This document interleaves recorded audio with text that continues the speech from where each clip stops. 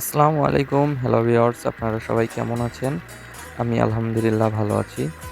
আপনাদের সবাইকে স্বাগতম জানাচ্ছি আমার বাগেরহাট ট্রাডার চ্যানেলে।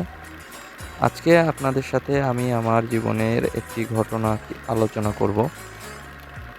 তখন আমি জব করতাম একটি বালাইনাশক কোম্পানিতে। আমার বেতন ছিল ১৬,০০০ টাকা। টিএডিএ বিল এর ভিতরেই ছিল।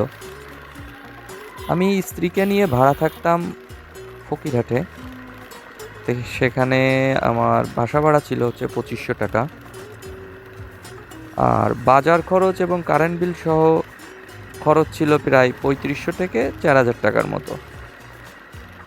এরপর প্রতিদিন রাস্তায় তেল খরচ প্লাস মাসে ৩টা মোবিল সহ আমার খরচ ছিল হচ্ছে ৬,৫০০ টাকা। তবে মোট খরচ হয়েছিল মাসে আমার সব মিলে মাসে আমার খরচ হতো প্রায় ১৩,০০০ টাকা। তাহলে আমার বেতন ছিল হচ্ছে ১৬,০০০ টাকা। এখন আমার মাসে যদি ১৩,০০০ টাকা খরচ হয়ে যায়, সেখানে থাকে ৩,০০০ টাকা।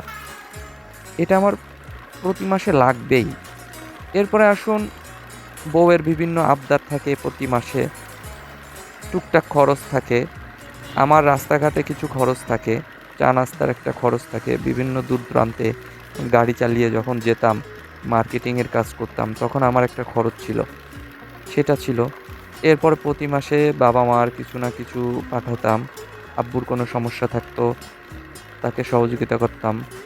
আব্বুর কোনো সমিতির টাকা দিতে সমস্যা হতো, সেই সমিতির টাকাতে আমি তাকে দিয়ে সহযোগিতা করতাম।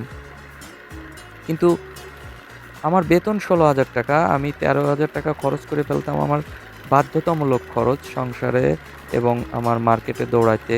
আমার ১৩,০০০ টাকা বাধ্যতামূলক খরচ হয়ে যেত। এরপরে থাকতো ৩,০০০ টাকা। এই ৩,০০০ টাকা দিয়ে আমি আমার এই টুকিটাকি খরচগুলো করতাম এবং অতিরিক্ত যে খরচটা করতাম, এইটার যোগান আমি কোথা থেকে দিতাম। সাথেই থাকুন, পরবর্তী পর্বে বলবো আরও কিছু।